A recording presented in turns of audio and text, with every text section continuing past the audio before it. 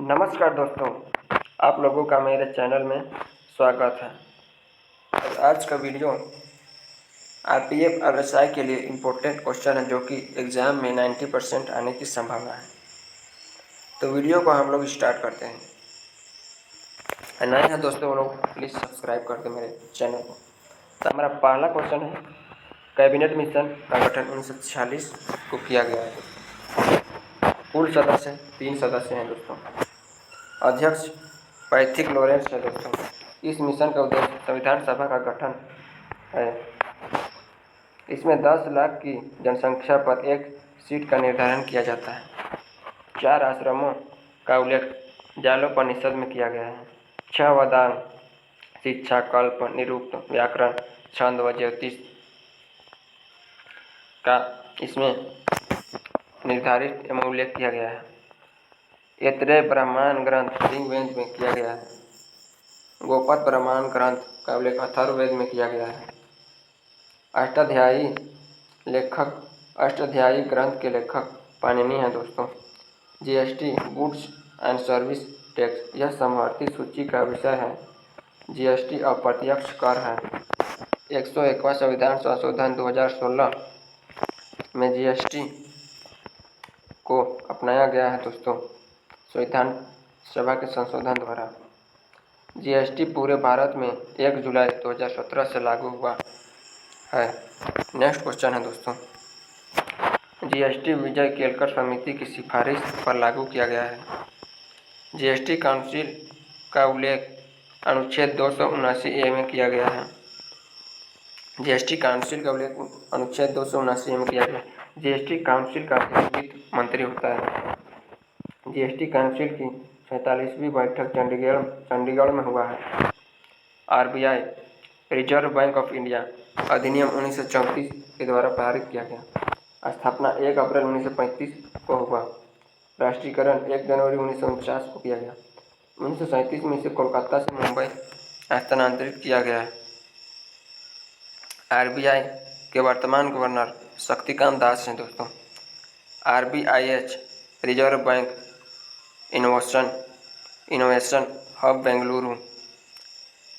Money app RBI दृष्टि बाधित लोगों के लिए।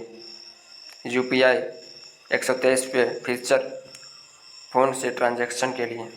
भारत के यूपीआई प्लेटफॉर्म को लागू करने वाला पहला देश नेपाल है दोस्तों। यूपीआई प्लेटफॉर्म को लागू करने वाला पहला देश नेपाल है। बैंक ऑफ कलकत्ता 1806 ईस्वी में इसका गठन हुआ था। बैंक ऑफ मुंबई 1880 में हुआ था इसका गठन। बैंक ऑफ मद्रास 1843 में 1843 में हुआ था। 1843 में हुआ था। तो हमारा नेक्स्ट क्वेश्चन है, उपरोक्त तीनों बैंकों का विलय 1921 में कर दिया गया और इसका नाम इंपीरियल बैंक ऑफ इंडिया रखा गया। इन तीनों बैंकों का विलय दोस्तों 1921 में कर दिया गया और इंपीरियल बैंक रखा गया।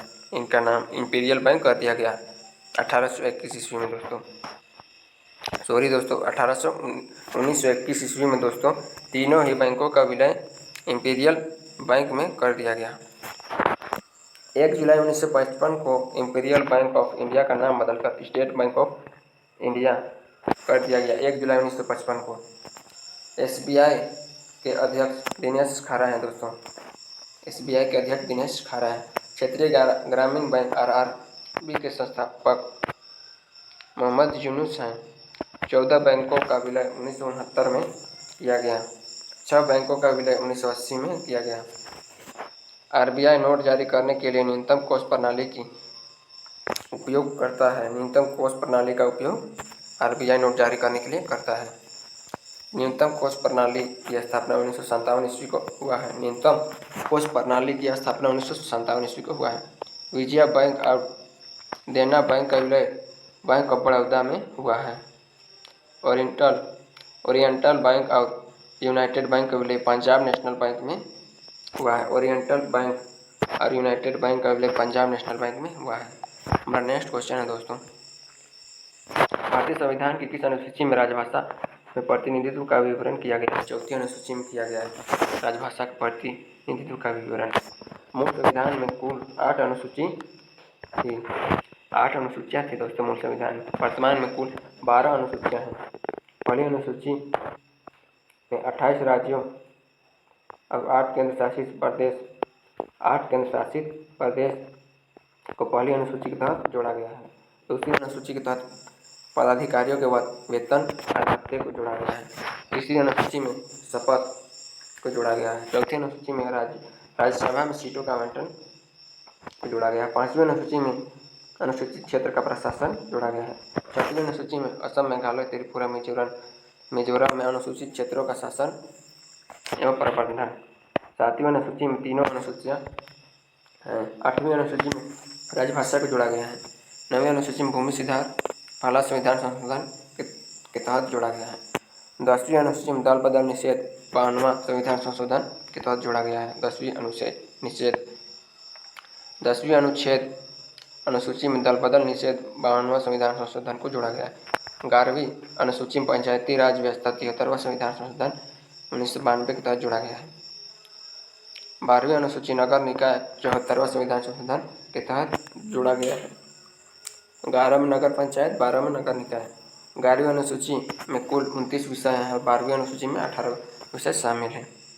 नेक्स्ट क्वेश्चन है दोस्तों, राज्यसभा का अनुच्छेद 80 में जोड़ा गया राज्यसभा को। जैसे कि सरला दोस्तों, स मतलब संसद 79, र मतलब राज्यसभा 80, ला मतलब 81 लोकसभा। तो राज्यसभा अनुच्छेद 80 में यह संसद का स्थायी तथा उच्च सदन है। स्थायी तथा उच्च सदन है दोस्तों। राज्यसभा सदस्य की आयु 30 वर्ष है। राज्यसभा सदस्य की आयु 30 वर्ष है। राज्यसभा का उपसभापति भारत का उपराष्ट्रपति होता है। राज्यसभा में राष्ट्रपति राज्यसभा में 12 सदस्यों को साहित्य, विज्ञान, कला तथा समाज सेवा क्षेत्र से मनोनीत करता है। राजतरंगिणी पुस्तक के लेखक कलहन है दोस्तों। महाभाष्य पुस्तक पतंजलि, योग दर्शन पतंजलि, इंडिका पुस्तक मेघस्थनी, किताबुल हिंद अल बरूनी, केरला पुस्तक की बनोदिता, सीयू की पुस्तक हेमनसांग। नेक्स्ट क्वेश्चन है दोस्तों, उत्तरी गोलार्ध में सबसे बड़ा दिन 31 जून को होता है। दक्षिणी गोलार्ध में सबसे बड़ा दिन 22 दिसंबर को होता है। दिन और रात की अवधि बराबर कब होती है? 21 मार्च और 23 सितंबर विषुवत ध्रुव में होता है। विश्व योग दिवस 21 जून को मनाया जाता है। संस्करण 8वां संस्करण है। थीम 2022 मानवता के लिए योग है दोस्तों। करेंसी नोट प्रिंटिंग प्रेस कहाँ है दोस्तों? प्रिंटिंग प्रेस नासिक महाराष्ट्र में है, देवास मध्य प्रदेश में है, सालबनी पश्चिम बंगाल में, मैसूर कर्नाटक में है। वर्निकस शाही निर्माण निकाय मैसूर कर्नाटक में है। हमारा नेक्स्ट क्वेश्चन है दोस्तों, राष्ट्रीय गान और राष्ट्रीय गीत को 24 जनवरी 1950 को अपनाया गया था। राष्ट्रीय ध्वज को 22 जुलाई 1947 को अपनाया गया। प्रारूप समिति का गठन 29 अगस्त 1947 को किया गया। उद्देश्य प्रस्ताव को संविधान सभा में 13 दिसंबर 1946 को पेश किया गया। उद्देश्य प्रस्ताव को 12 जनवरी 1947 को संविधान सभा द्वारा स्वीकृत किया गया। ऋग्वेद में 10 मंडल तथा 1028 सूक्त हैं। गायत्री मंत्र का उल्लेख ऋग्वेद के तीसरे मंडल में किया गया। गायत्री वेद दोस्तों ऋग्वेद का 9वां संस्करण मंडल सोम देवता को समर्पित है। ऋग्वेद के तीसरे मंडल में गायत्री मंत्र का उल्लेख है। गायत्री मंत्र सूर्य देवता को समर्पित है। ऋग्वेद के 10वें मंडल के पुरुष सूक्त में 4 वनों का उल्लेख किया गया है। क्षत्रिय ज्योति मुंडकोपनिषद से लिया गया है। 4 आश्रम का उल्लेख जालोपनिषद में किया गया है। वेदों में झेलम नदी को विदिशा के नाम से जाना जाता है और चिनाब नदी को अश्विनी के नाम से जाना जाता है। नेक्स्ट क्वेश्चन है दोस्तों, भारतीय पुरातात्विक सर्वेक्षण की स्थापना 1851 अलेक्जेंडर कनिंघम के द्वारा किया गया है। पुरातात्विक सर्वेक्षण की स्थापना 1851 को किया गया। सती प्रथा का पहला लिखित साक्ष्य प्रेरण अभिलेख भानुगुप्त के द्वारा किया गया है। बिना बजाती हुई मुद्रा वाला सिक्का समुद्रगुप्त के द्वारा किया गया है। अभिलेखों का अध्ययन एपिग्राफी कहलाता है। हाथी गुफा अभिलेख कलिंग राजा खारवेल के द्वारा लिखा गया है। जूनागढ़ अभिलेख रुद्रदामन। प्रयाग स्तंभ लेख समुद्रगुप्त। प्रयाग प्रशस्ति के लेखक हरिसेन। भीतरी एवं जूनागढ़ अभिलेख स्कंदगुप्त। ब्रह्मांड की उत्पत्ति के संबंध में मानस पेटक महास्फोटक सिद्धांत बिग बैंग थ्योरी का प्रतिपादन किसने किया? जॉर्ज लेमेथियर ने किया। हिग्स बोसॉन गॉड पार्टिकल की खोज हिग्स और सत्येंद्रनाथ बोस के द्वारा किया गया। नेक्स्ट क्वेश्चन है दोस्तों, हमारा अंतिम क्वेश्चन होगा, बाबर नामा के लेखक बाबर हैं दोस्तों। हुमायूं नामा गुलबदन बेगम है। अकबर नामा अबुल फजल है। आइन अकबरी अकबरनामा और आइन अकबरी अबुल फजल है इसके लेखक।